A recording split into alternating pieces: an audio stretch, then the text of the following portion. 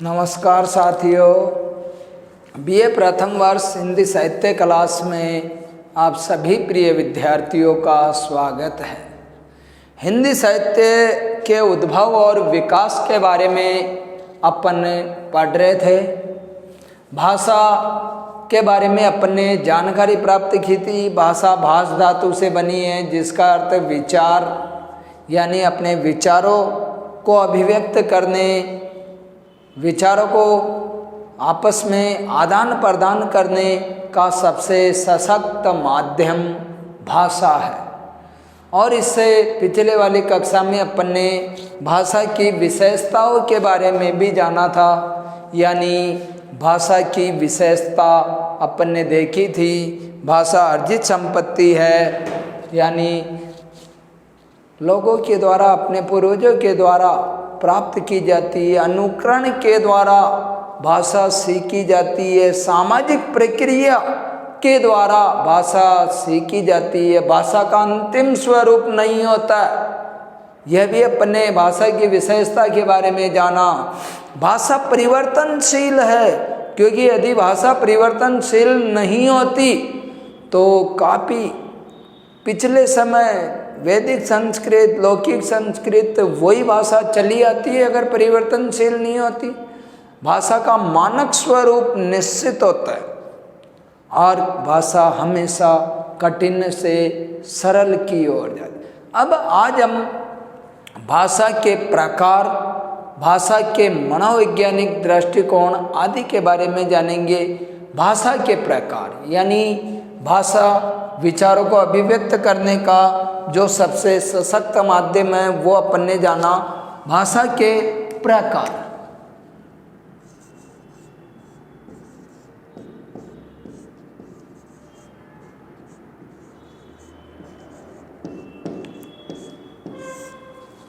यानी अपने भाषा के तीन ही प्रकार माने गए हैं। पहला है मौखिक भाषा,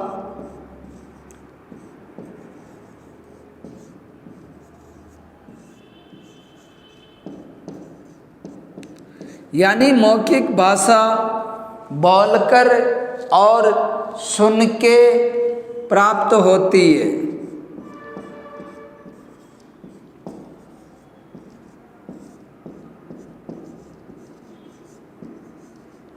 बोलकर और सुनकर प्राप्त होती है। जैसे मौखिक भाषा मैं अभी बोल रहा हूँ, आप सुन रहे हैं, यह मौखिक भाषा है। यानी मौखिक भाषा में अपने विचारों को अभिव्यक्त किया जाता है, यानी वो विचार बोल के अभिव्यक्त किए जाते हैं और उन्हें अर्जित सुन के किए जाते हैं।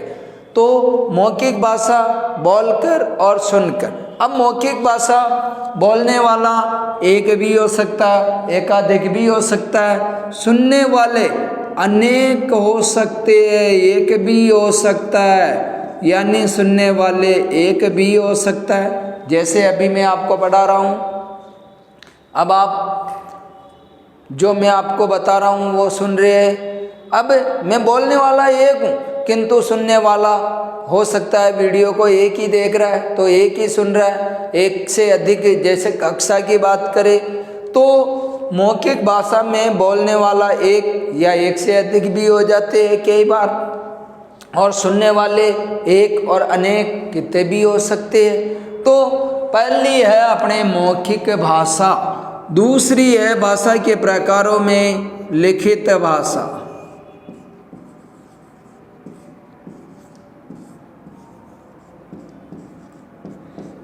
जो भाषा का रूप है, दूसरा रूप है लिखित भाषा।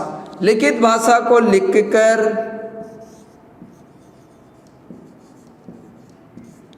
और पढ़कर अर्जित की जाती है।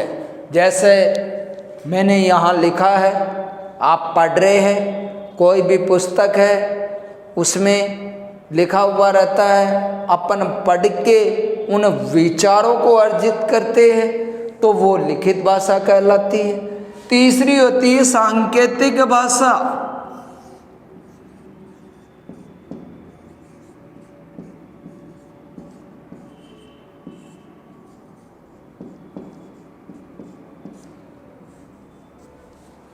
सांकेतिक भाषा संकेत के द्वारा अभिव्यक्त होती है। सांकेतिक भाषा किसके द्वारा?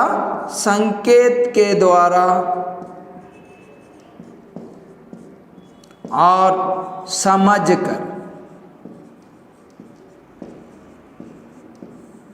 कोई भी संकेत होते हैं, उन संकेतों के माध्यम से भी भाषा का रूप प्रचलन में है। यानी मौखिक भाषा, भाषा की जो पहली इकाई है मौखिक, दूसरी लिखित, तीसरी सांकेतिक। अब यदि इनमें अपन देखें कि सबसे सरल भाषा कौन सी है और है तो क्यों, और सबसे कठिन भाषा कौन सी है और है तो क्यों, यानी सबसे सरल भाषा की बात अपन यदि करें तो सबसे सरल भाषा मौखिक भाषा है।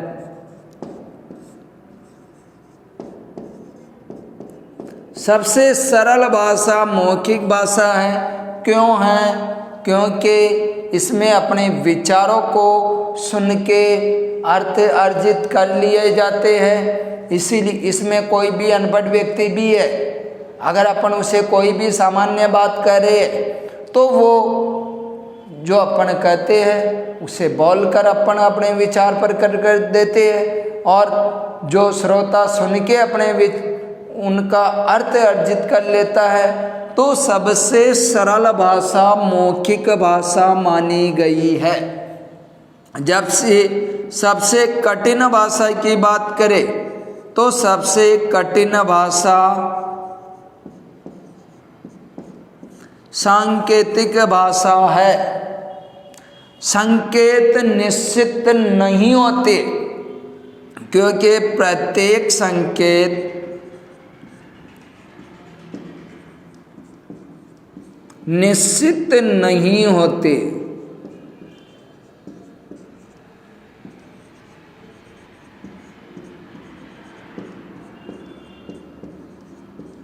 हर संकेत का अलग अलग अर्थ होता है, इसीलिए सांकेतिक भाषा को सबसे कठिन माना गया है, मौखिक भाषा को सबसे सरल माना गया है। तो फिर आपके विचार में, आपके ध्यान में एक प्रश्न आ रहा होगा कि सर लिखित क्या है? लिखित भाषा सरल भी है और कठिन भी है। अब लिखित भाषा प्रयोग करने वाले के ऊपर है, कौन सी भाषा का कैसा क्या ज्ञान है उसे, लेखन में कितना पढ़ा हुआ है नहीं है, जो शब्द लिखे हुए कितने पर्याय कैसे शब्दों का प्रयोग उसमें हुआ है। तो लिखित भाषा सरल भी कहलाती है और कठिन भी कहलाती है। मौखिक भाषा वार्तालाप के द्वारा, समाचार पत्रों के द्वारा, समाचार के द्वारा, ये सब मौखिक भाषा के ही उदाहरण हैं। क्योंकि जैसे वार्तालाप है,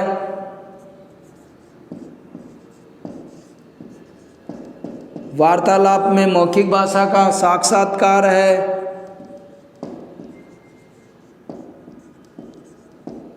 यहाँ मौखिक भाषा का रेडियो है,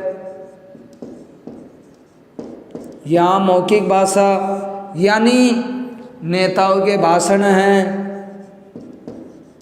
या अन्य, वो भी मौखिक भाषा के ही उदाहरणों के अंतर्गत आते हैं। जैसे कोई भी भाषण आदि होते हैं, कवि सम्मेलन है, वो भी मौखिक भाषा ही है।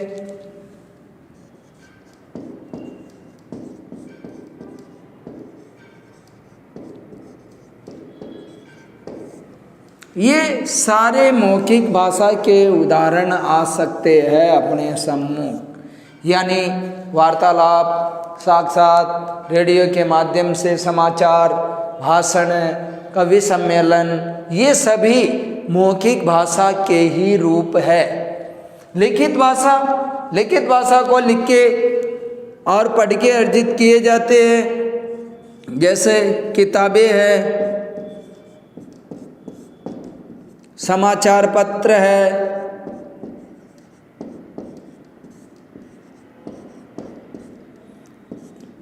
इनके अतिरिक्त अन्य क्योंकि बहुत सी सामग्रियाँ प्राचीन अभिलेख आदि है, जहाँ अपन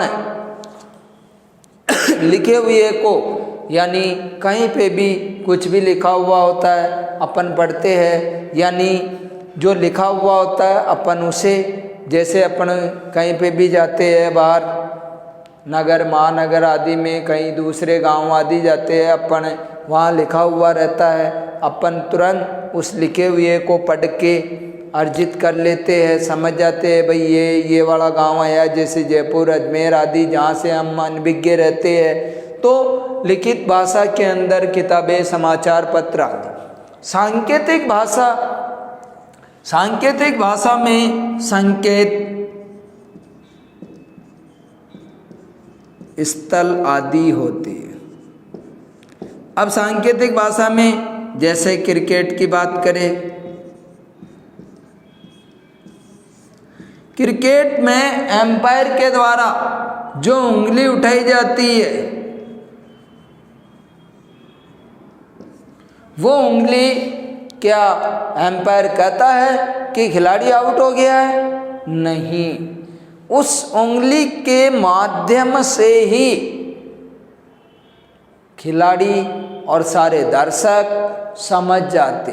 चौका मारा जाता है, हाथ से ऐसे कर दिया जाता है, वो संकेत ही है। इसके अतिरिक्त अपन रोड पे जो रेड लाइट या ट्रैफिक पुलिस के द्वारा संकेत के द्वारा जैसे वाहन आते, हाथ ऐसे कर दिया जाता है कि भाई रुको, वापस ऐसे कर दिया जाता है।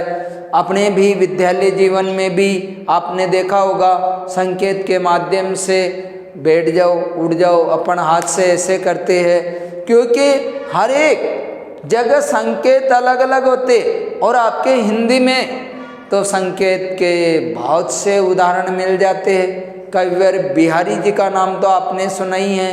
कविवर बिहारी जी के एक दोहे में स्पष्ट संकेत झलक रहा है कि नायक नायिका भवन में बैठे हैं, उनके पारिवारिक जन बैठे हुई है, तो कवि बिहारी जी लिखते हैं कि कहत नटत रीजत खिजत मिलत खिलत लजियात, भरे भवन में करत है नैनन ही सो बात। यानी नायक और नायिका भरे हुए भवन में कहत नटत रीजत खिजत, कहते हैं, मना करते हैं, वापस प्रभावित होते हैं, वापस गुस्सा करते हैं। कहत नटत रीजत खिजत मिलत खिलत लजिया, जब उनकी आंखें वापस मिलती है तो वो लज्जा को महसूस करने लग जाते हैं। भरे भवन में करत है नैननी सो बात। यानी सांकेतिक भाषा का प्रयोग आज ही नहीं, काफ़ी समय पहले से चला आ रहा है।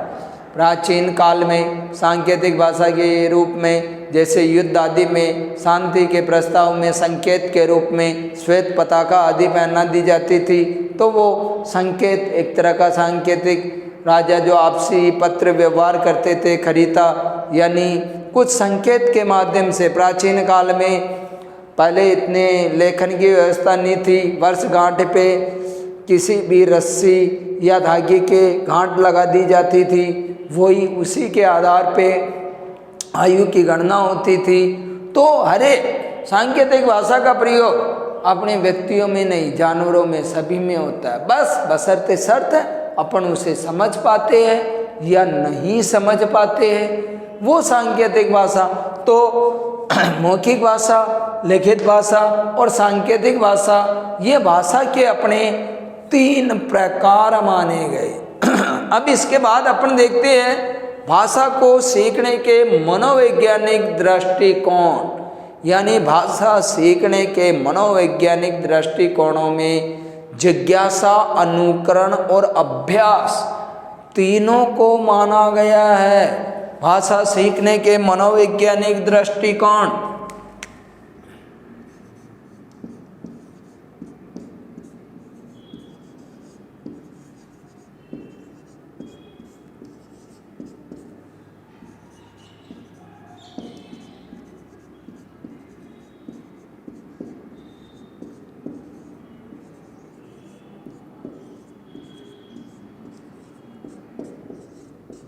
यानी भाषा को सीखने के जो मनोवैज्ञानिक आधार पे दृष्टिकोण है, पहली चीज जिज्ञासा, यानी कोई भी भाषा है उसे सीखने की मन में जिज्ञासा होना जरूरी है।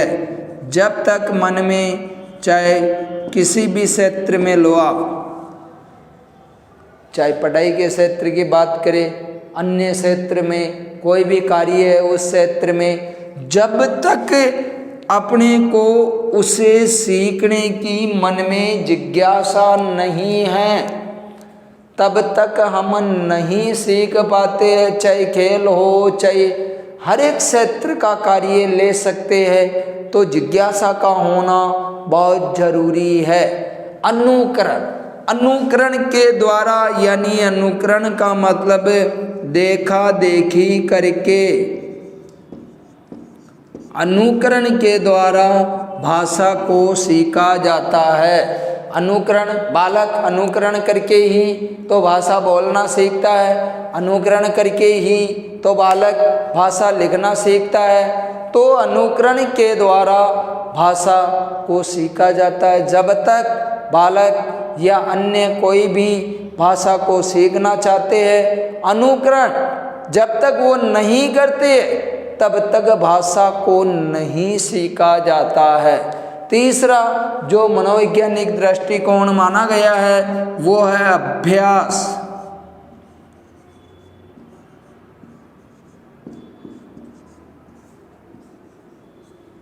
यानी बिना अभ्यास के कभी भी कोई भी कार्य संभव नहीं है। हिंदी के एक कवि वृंद का नाम आपने सुना होगा। वृंद का एक दोहा खूब प्रचलन में है, करत करत अभ्यास से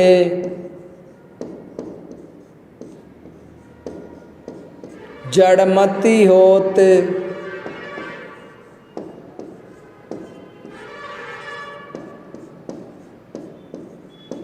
सुजान रसरी आवत,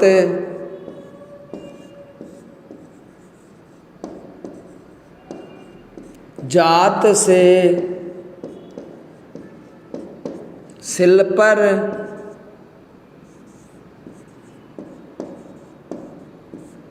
परत निशान।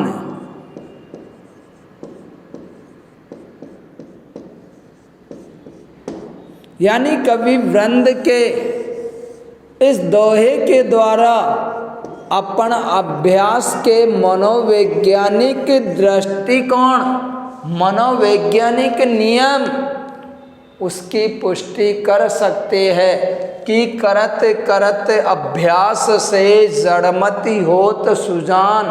यानी बार बार अभ्यास करने से कितना भी जड़मति, कितना भी निम्न बुद्धि वाला क्यों ना हो, वो भी गुणवान बन जाता है। सुजान का अर्थ गुणवान होता है। और उन्होंने अभ्यास का उदाहरण देके भी बताया कि रसरी आवत जात से सिल पर परत निशान। यानी कुएं के बारे पे जो पत्थर होता है उससे पानी निकाला जाता है। पत्थर पे जो बाल्टी और रस्सी होती है पानी निकाला जाता है, वो रस्सी कितनी कोमल होती है, पत्थर कितना कठोर होता है, किंतु बार बार उस रस्सी के आने जाने से पत्थर में भी निशान पड़ जाते हैं। जब इतनी कोमल रस्सी के द्वारा पत्थर में निशान हो सकते हैं तो किसी भी कार्य को अभ्यास के द्वारा उसमें बहुत अच्छी सफलता प्राप्त हो सकती है। ये अपने भाषा की विशेषता, भाषा का मनोवैज्ञानिक दृष्टिकोण, भाषा के प्रकार। अब अपन इसके बाद भाषा का उद्भव विकास, यानी अपने हिंदी का जो इतिहास है वो 3500 वर्ष पुराना इतिहास है। यानी प्राचीन काल में संस्कृत का बोलबाला था, यानी संस्कृत भाषा चलती थी। संस्कृत के दो रूप थे, वैदिक संस्कृत और लौकिक संस्कृत। वैदिक संस्कृत, लौकिक संस्कृत, उसके बाद पाली भाषा, पाली भाषा के बाद प्राकृत भाषा, प्राकृत भाषा के बाद अपभ्रंश भाषा, और अपभ्रंश के शौरसेनी अपभ्रंश से ही हिंदी का विकास माना जाता है। जो हिंदी साहित्य इतिहास के 1050 से अब तक विक्रम संवत की अपन बात करें तो हिंदी की विकास यात्रा आज के 3500 वर्ष पूर्व से चली आ रही है। तो अपन अगली कक्षा में हिंदी की विकास यात्रा के बारे में, फिर उसके बाद अपन हिंदी की लिपि जो देवनागरी लिपि है, देवनागरी लिपि में अपने 52 वर्ण निहित है, उसके बारे में अध्ययन करेंगे। तो आज की कक्षा में यहीं तक, धन्यवाद।